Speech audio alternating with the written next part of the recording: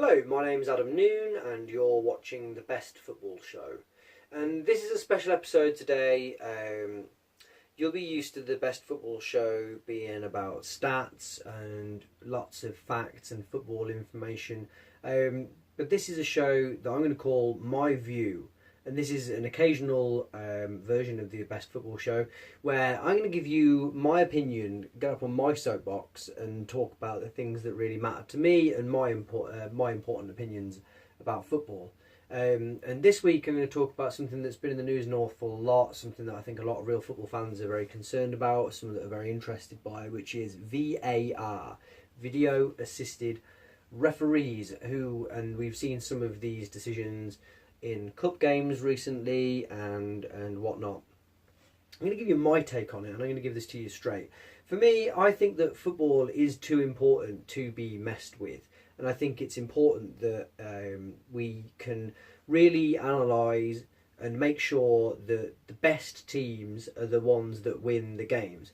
We don't want to see teams winning the Champions League or the Premier League or the FA Cup, through not deserving it. You really want the big teams, your Barcelonas, your Arsenals, your Real Madrids winning the Champions League. And I think that VAR helps us to achieve an ultimate goal, which is to say, let's look at all of the teams and let's make sure the best one wins everything. And I think that's going a long way towards it. But what I would say about VAR that everyone is aware of is that it's taken a lot of time to get the decisions, and I think that stifles the atmosphere when you're at home watching on TV. I think sometimes you can be sat there and thinking, should I get up and go to the toilet, or is it worth going and getting a snack now? Because it might take 3 or 4 minutes to get the decision come through, but sometimes you don't want to get up if then it's going to finish early and then you might miss some of the game. Not everyone's got Sky. I've actually got Sky Q. That's pretty much the best package that you can get, but a lot of people are just watching football on normal TV and don't have the kind of fast forward, pause, rewind facilities that someone like me has got. And I think football needs to remain a game of the people.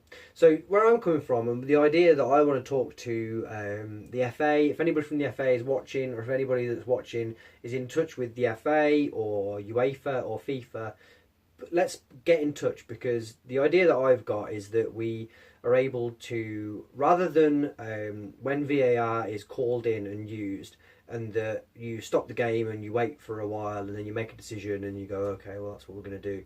Instead, what I would suggest we do is that we decide when VAR is to be used in a game, and then the video assistant referee checks that decision on the screen next to them, but the game carries on, and that we carry on and we carry on until we get to the end of the half. And then all of the decisions that have been made through video-assisted refereeing are announced at the end of that half.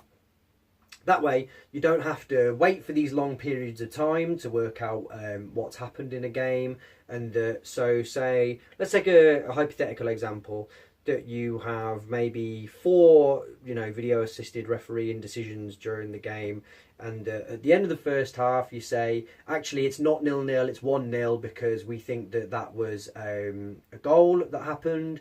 And then you say, but it's not 1-0, it's 1-1 because that one actually over there was a goal as well, so there was actually 2 goals in the first half.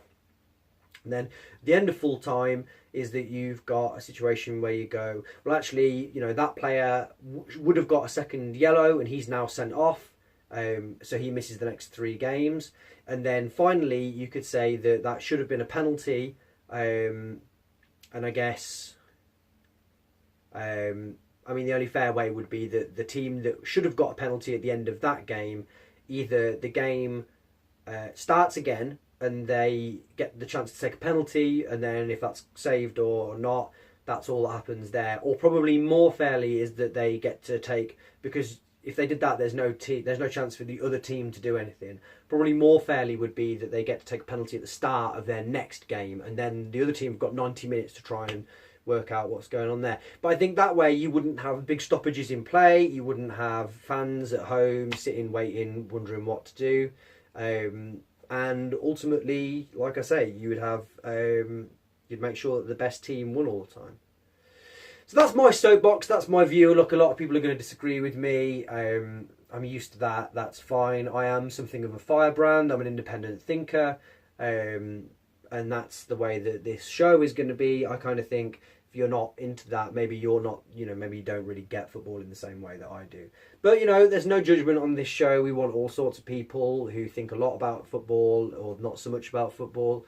And it's like I said in the last episode, it is a fledgling brand. It is an online community, a haven for football thinkers and people who watch a lot of football.